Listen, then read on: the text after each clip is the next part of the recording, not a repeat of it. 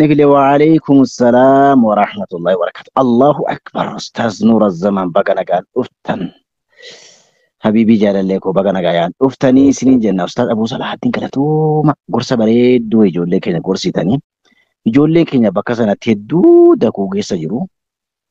أستاذ لين جرى جالة تجاري اللي جالة أستاذ لين ما يكيك أبتي زين جدين كجرقة تموت جالي سيتاي وقاجر طمرة بارك الله فيك وجزاك الله خيرا. خلاص كل بوجراتي بكا كاناتي والتشابسو سيني قال كون انجرتي مون جرتو سيمبرا بكا كان بربادو من بربادا.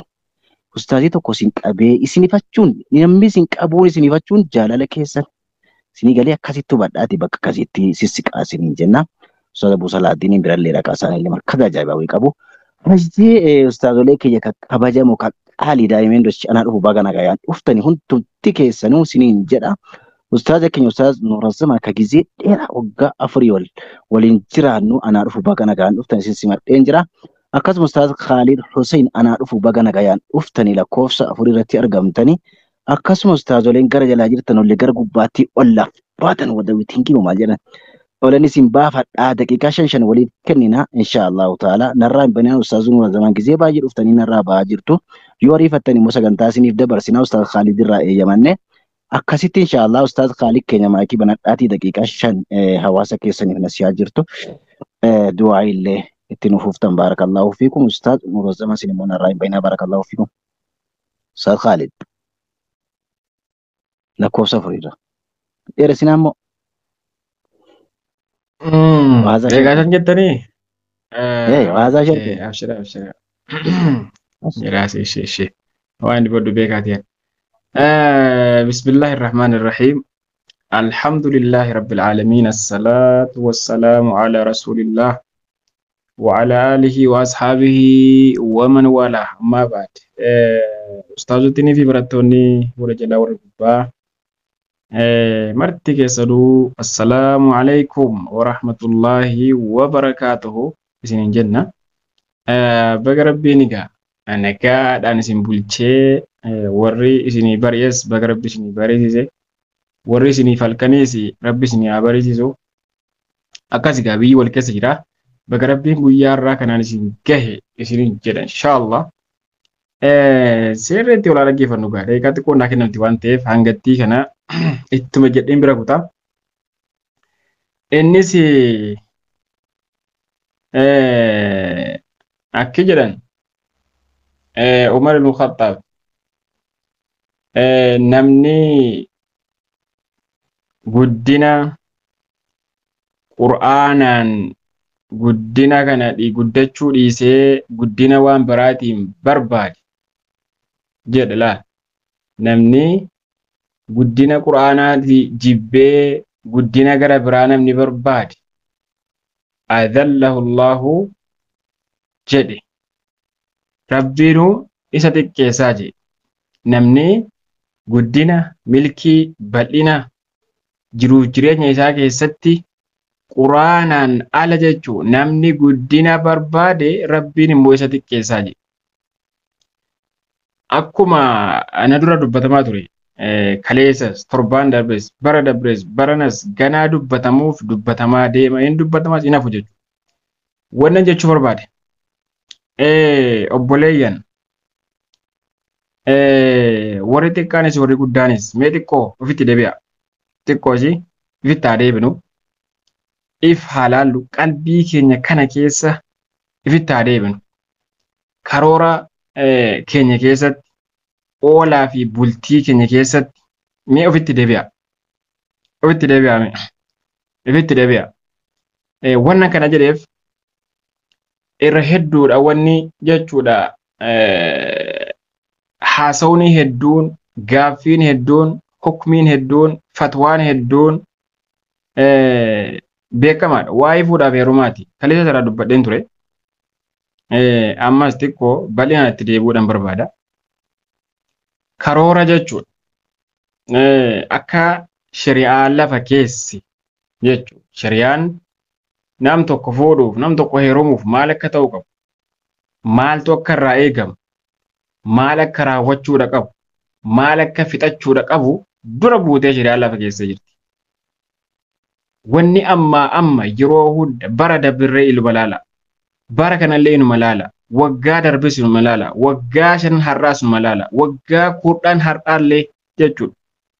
Hukmiinii fi fatwaa irra hedduun gaafatamtu waa'ee bultiiti jechuudha. Biyya alaarraa inni gaafatus inni Dubaa jirus inni Suudii jirus biyyoota adda addaa keessaa gaaffiin gaafatamtu guutuun isiidha waa'ee bultiiti. Waa'een bultii kun maaliif hangana rakkoo ta'e? Mee ifitti deebi'aa ilaala. Rakkoo hangana ka'e abbaan manaa kooti akkana godhe jaartiin koo akkana goote kun gaafittiin kun maaliif dhaabbachuu dadhabde? Rakkoon isii maali? Rakkoon isiin dhaabbachuu diddeef rakkoon haadha manaatii fi abbaa manaa kun yeroo hunda jechuudha zallaqtee yeroo hunda maa adda dhaabachuu didde? Rakkoon isii keessa jiru kun maali? Maaltu bade? Maaltu keessaa hafe? Biloonii kamtu keessaa buqqa'e? Wanni jechuudha yeroo mara jechuudha. Laal guutuma biyya keenya keessatti yoo jette jechuudha. Mana qaadii shariyaa yoo dhaqxe himannaan jiru jaartii meeqa dubartiin salfii dhaabbatte jechuudha abbaa manaa himate. Abbaan manaa salfii dhaabbate saffaa qabate jechuudha. Haati manaa saffii qabattee dhaabbate maaltu jidduudhaa bade? Inni biyya keessa jiru isii biyya alaa jirtu waliin walimata. Isii biyya alaa jirtu isa biyya keessaa walimatti. Nagaan hin jiru. Namni wal rabbashaa ta'a, wal jeeqaa ta'a, wal gadi qabaa ta'a, wal tuffataa ta'a, wal arrabsaa ta'a, wal diigaa ta'a. Amma inuu keessa baatee dubartiin jechuudha. Egaa maal keessa baatee bar hanga yeroo biyya jirtu wajji nagaa teessu wajji nagaa jirtu silaa biyyaa ba'uuni hin ta'u kophaa deemuun hin ta'u jechuun dhageessuu jechuudha. Biyyaa baate hanga biyya jirtu nagaa hojii jirti. Gaafa asii achi baatee jechuudha xiqqoo asii kaffi jettee abbaa manaa isa dur wajji daaraa xaraqataa turte jechuudha. Isa wajjin biyya keessa gangalataa turte isa wajjin rakkina keessa turte. Isarratti nama biraa laallatteeti jechuudha. Asii ansiin barbaadu na hiiki. Nama dubartii meeqatu dhiira wajjisaa jirti bara. Dhugaa rabbiin isinitti beeku. Akkuma dubartiin asirraa dubartoonni asirraa jaarsa ofii himataa jirtu kan nuti qaamaan beeknu kan nuti bira jirru jechuudha. Dubartii meeqatu jaarsa wajjisaa jirti. Beektanii kana jedhu. Asii ala baateetu maasii jechuudha. Egaa na hiiki. Jaarsi asii akkamittanii kan hin jaaladhaaniin fedha. Jaarsi asii bu'a bara. Isiin asii isin barbaadu na hiiki. Narraa buusi. Asii jechuudha. Maali gara biraa gortee jechuudha bara. Hin quufte tuffatte gaa. Yaaboo wallaahi bilooniin bakka kanaa baate bilooniin bakka kanaa buqqaate yoo deebite malee jechuudha. Bultiin bultiidhaan taatu. Maaltu bade jalqaba maaltu bade? Wanni bade jalqaba wanni bade. Jalqaba wanni bade jechuudha. Abbumatu of balleessa. Abbamatu of balleessa. Tokko jaalalli rabbiin subhaanahu wa ta'ala jaalala haadhaa fi abbaa jidduun keenya haadha manaatii fi abbaa manaa jidduu kaa'e. Jaalalli abbaa manaatii fi haadha manaa jidduu jiru haadhaa fi abbaa bira hin jiru. Adda jaalala addaa qabaa jechuudha. Jaalala silaa abbaa manaa ittiin jaallattu dubartoonni hedduun har'a jechuudha. Dubartoonni hedduun har'a waan silaa abbaa manaa isiitiin jettu kan nama biraatiin jechaa jirtu meeqa jira. Kan silaa afaan jaalalaa afaan gammachuudhaa ittiin abbaa manaa ofii faarsitu kan nama biraa faarsaa jirtu meeqa jira jechuudha. Abbaan manaa yeroo kan dhaga'e kan gubataa jiru kan nama biraatiin fakkeenyaaf waan xiqqaa waan guddaanis kuma xiqqishu dhiira tokkoon namni jaartii qabu dargaggeessa tokkoon yaa habiibii yoo jedhe hangamsi dhaga'ama. Kun abbaan manaa isiidhaa yaa habiibii isiidhaa jedhu yoo dhaga'e hangamitti dhaga'ama jechuudha. Ati osoo abbaa manaa qabduu nama biraatiin lubbuu jettuun lubbuun si keessaa ba'uun jiru. Gaafa abbaan manaa keetii kana dhaga'e wanni jechuudha sirratti fuudhaa jiruuf dhaga'e wanni rabbi achi abbaan manaa keetii sirratti fuudhaa jiruuf tonkolii keeti jechuudha. Tonkolii abbaan godhaa jiru rabbi achi kafalaa jira. Tokko gaafa ati asii nama hin beekne lubbuu jette nama waa tokko irraa hin qabne habiibi jette inni maal godhu karaa kamiin sirraa kabala ture itti fuudheetiin anis qalbii sii guba jedheeti sirra fuudhaa jira. Siitu waan hin taane dalagina rabbiin kara kanaan sirraa kabala. Dursa jechuudha wanni ani yeroo hunda dubbataa jiruuf jechuudha dargaggeessa ol ba'ee haadha manaa asirratti himataa jiru takkaa gartanii tokko yoo ta'e malee irra hedduun kan jaarsa himatu dubartii. rakkoon isiin himattu akkana na godhe kana na godhe rakkoo dhugaa hin himtu ulamaa'iin fatwaa ati itti himattetti deebisii kenna yoo ati jallifte akkuma ati jallifte sii kennaa jira jechuudha. Sobdee rakkoo jiru dhoksitee waan fedha keetii qofa gaafattee isii dhugaa jirtu ukkaamsitee yoo gaafattee jechuudha. Nama meeqa kan sobdee dhuftee asirratti himtee jechuudha. Waan sila abbaan manaa hin goone himattee fatwaan itti godhameefi bakka ati gadhiisi ati dhaqeeti faskii ofirraa gochuu dandeessa ifirraa baasuu dandeessa ulamaa ishee itti mee siin dubbii kijibaa dubbattee jechuudha. Ka'asii warra rakkisaa jiru meeqa jira. Yaaboo warri yeroo himattan dhiibbaa abbaa manaa aara abbaa manaatiif jecha dubbii jalliftan jechuudha. Wallaahi billaahi yoo bakka biraatti illee bultii ijaaratte haqni abbaa manaa keetii sidii qabee. Wanneen kana dubbaddeef hin deddeebi'e yeroo hunda deddeebi'e. Dhiirri kun waan himatu beeka. Itti deddeebi'ee waan itti jedhee dubbataa jiruuf dhiirri kun obsa qaba. Wallaahi xalaaqa kana rabbiin baga dhiira harka kaa'e. Osoo jechuudha xalaaqiin kun dubartii harka jiraate. Wallaahi guyyaatti 100 ol xalaaqaa olti dubartiin kun jechuudha. Obsa hin qabdu. Sabri hin qabdu jechuudha. Osoo xalaaqa kana fuudhee dubartii harka kaa'e rabbiin qaata jechuudha guyyaatti 100 meeqa xalaaqaa olti. Rabbiin waa beekaa fuudhee dhiirra kaa'e. Dhiirri kun obsa qaba. Ni obsa laal. Wanni akka dhiiraa obsu hin jiru jechuudha. Dhiirri wanni xiqqishuun isa aarsitu. Yaaboo dubartoota. Isin haadha keenya obboleettiin qaba haadhan qaba if eeggadha. Ofii dubbii balleessitee ofii shari'aa diigdee ofii waan sila abbaa manaa keetii gootu kan biraatii taatee booda akkanan ta'e akkas ta'e jettee kijibaa yoo himette rabbiin kijibaati dubbatte dhugaa sirra godha beeku. Dura eega akkuma jechuudha yeroo asii daawaan godhamu dubartoota asiin duraatu isintu diin dhaabe isintu diin bareeche jennee dubbataa jirru waan gaarii nuti dubbannu nurraa dhiisaa ustaazoonnis waan gaarii kana mee guyyaa takka waan balleessine dubbadhaame waan nurkatti bari dubbadha yoo isin akkas jennee faaruutti dhangalaafne ijoolleen olma kutti bar olma kutti laal olma kutti isin akkanaati akkana yoo jenna jechuudha yoo rakkoo dubbachuu dhiisne toluma jaraa qofa ka dubbannu taate dubbiin hin taatu. Kanaaf hadaraa keessa yaa dubartoota if eeggadha. Wanni bultiin diigamaa jiru jarjarri durba bira jira jarjarri dubartii bira jira dhiirri jarjaru haqa balleessinii haqa abbaa manaa keetii eeggadhu. Ka jechuudha yoo abbaa manaatti dawwale biizii ka jalaa jirtu meeqaa jira ka jalaan kaasu ka ittiin dubban qoy biiziidha kan biraatiin hojii biraatiin jechuudha. Kan abbaa manaa ka abbaas akkas haadha akkas eegaa ka jechuudhaas ciqee meeqa kakaasaa jiru ciqee meeqa ka fidaa jiru jechuudha. Shamarranii dura yoo isin qajeeltan dargaggeessi isinii qajeela.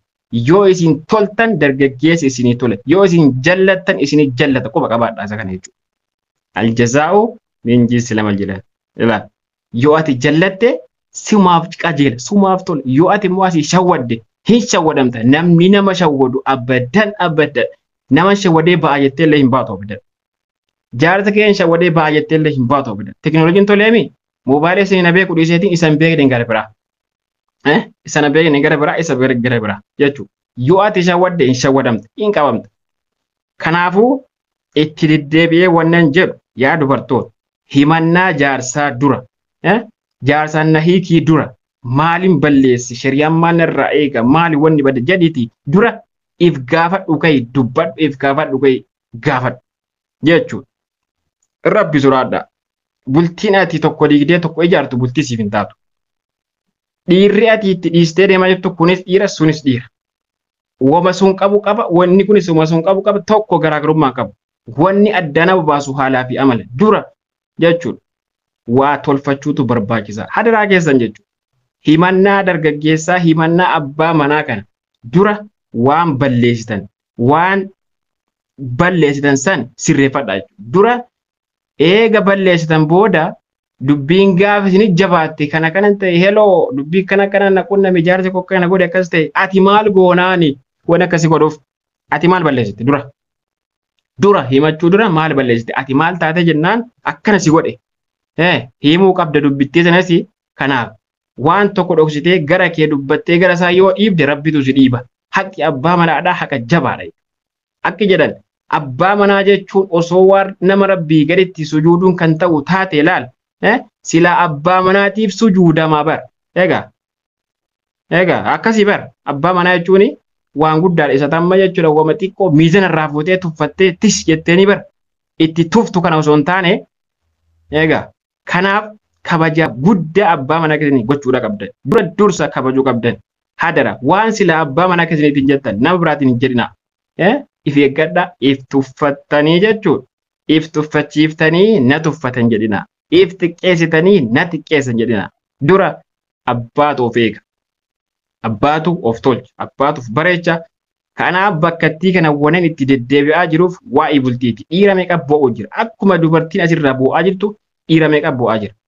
Dhiirri xiqqootti ganitee abbaa manaa osoo imimmaan irraa yaa'u qaadiin gadhiisi eegasiin si diddee eegasiin si himatte eegasiin akkana si goote jennaan sodaa seera sodaa jechuudha. Laal seera sodaa kawaa tokko hin balleessin. Laal kawaan tokko hin balleessin meeqa dhiira bo'oo jira bara. Argaa jirti dhiira argaa jirta warri biyya keessa jirtan jechuudha. Egaa qaadiinis eegasiin akkas goote eegasiin akkas taate akkas godhe jedhame ajaja qaadiitiif ajaja seera sodaadhaaf jecha bakka gadhiiseera. Osoo garaan diduu jechuudha. Osoo garaan bu'uuti akkasitti dhiira meeqa bu'aa jira. Si bu'achiisa rabbiillee gaafa sana. Yaa isii ala baatee tolfattee wanni si ajjinaan jaarsa kee bu'achiisaa jiru. Yaa isa dargaggeessi ni jirti ammoo dhokattee tokko ganda tokkotti fuutee sanirraa nyaattee sanirraa fixxee ammas tokko achi dabarfattee ganda biraa fuutee irraa fixxee birii irraa guurtee xallaqxee bilooktee ka dhokattee taa'ee jirtu dargaggeessa meeqa akkanaa jira. Dhokattu rabbis si qaba. Bakka kanatti hadaraa keessan if eeggadha. Akka amma mirqaadanii walitti laaqamanii jechuun waa hunda kanas asiis walitti bidaa osoo hin taane rabbiin guyyaan gingilchee baasu ni dhufa. Rabbii keessan sodaadha. Haqa namaa, haqa obboleettii, haqa jaarsaa, haqa jaartii eeggadhaa isiniin jenna. Yoo isinitti dhiifama. Inshaallah. Bal'inaan guyyaa biraa itti deebinaa hin dubbanna waan rabbi nu dubbise isii kana natti sin aarina. Ilaal jala kana yoo naga masara kaatu meeqa jira. Awwaa meeqa waan argaa jiruuf itti deddeebi'ee dubbataa jira. Inshaallah ganaan itti deebi'a.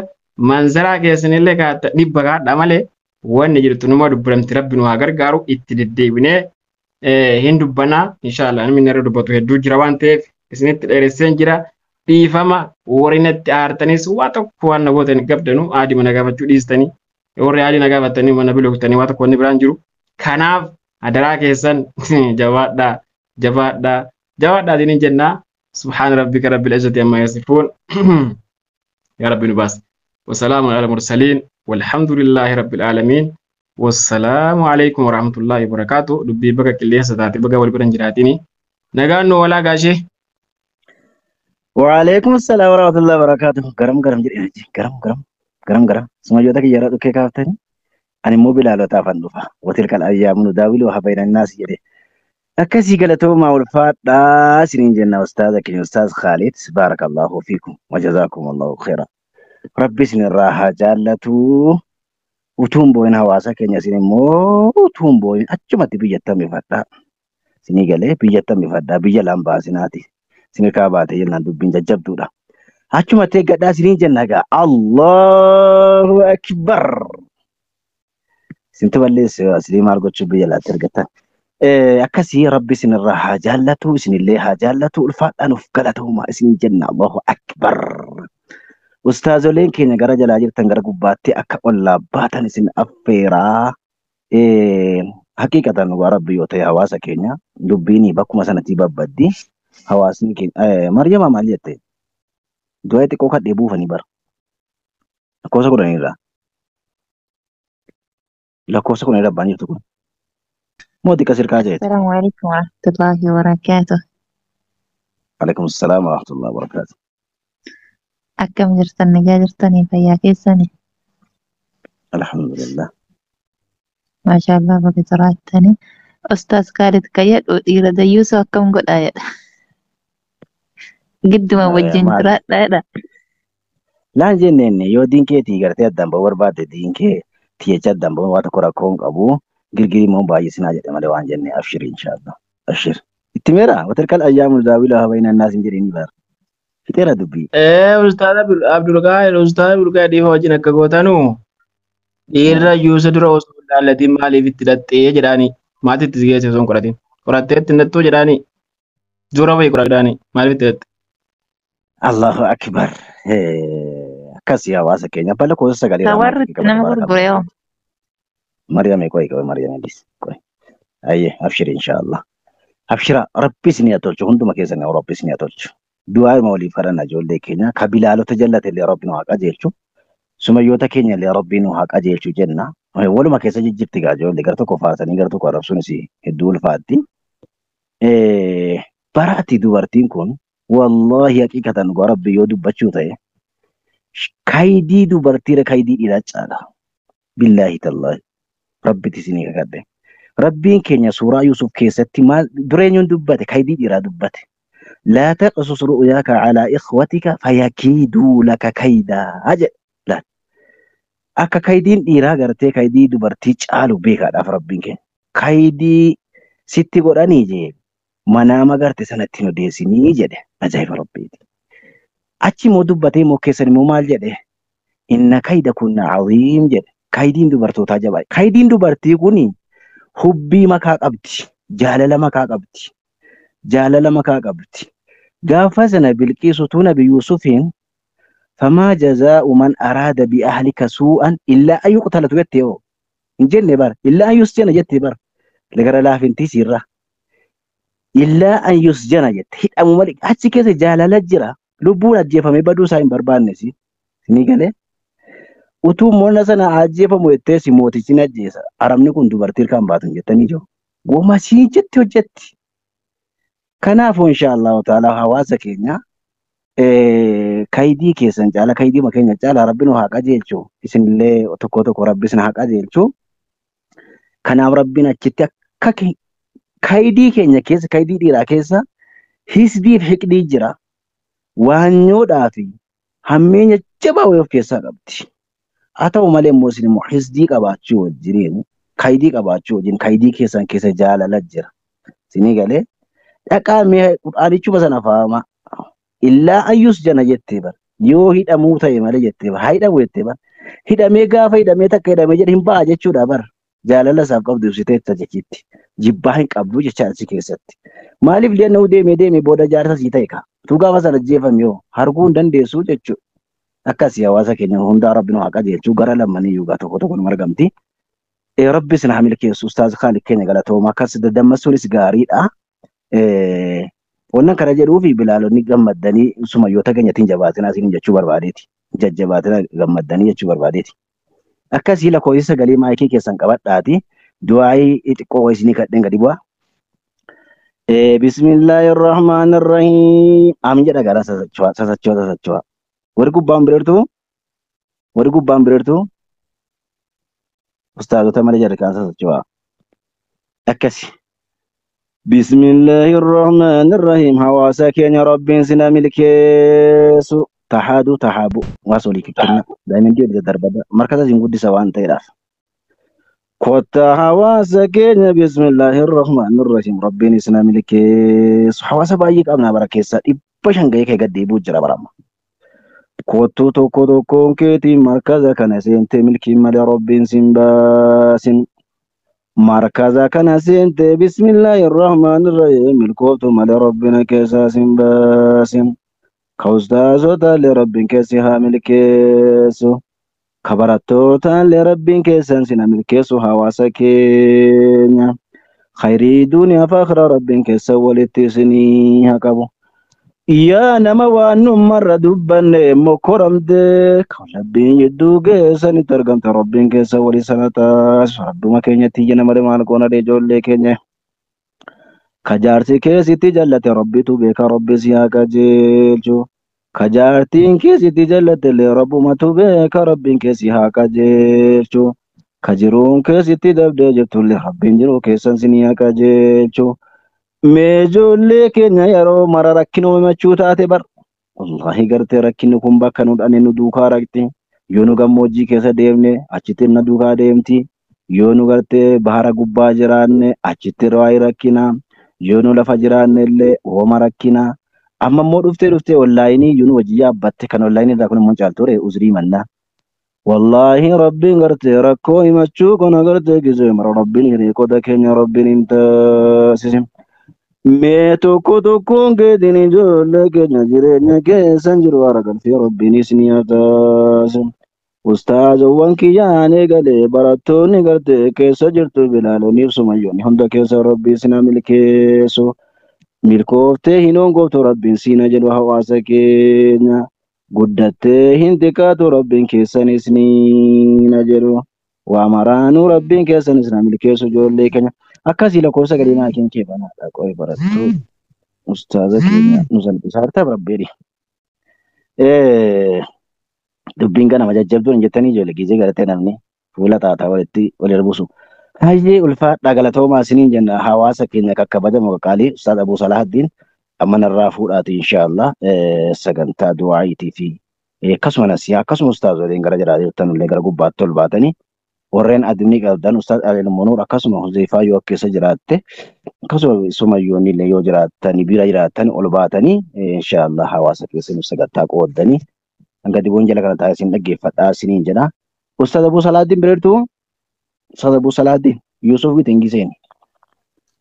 Yaa boo rabbi sina sattaru. Sattarama. Amin qaalii koo. Ganama kana dubbiin jabduudhaan jettanu namni akkanumatti.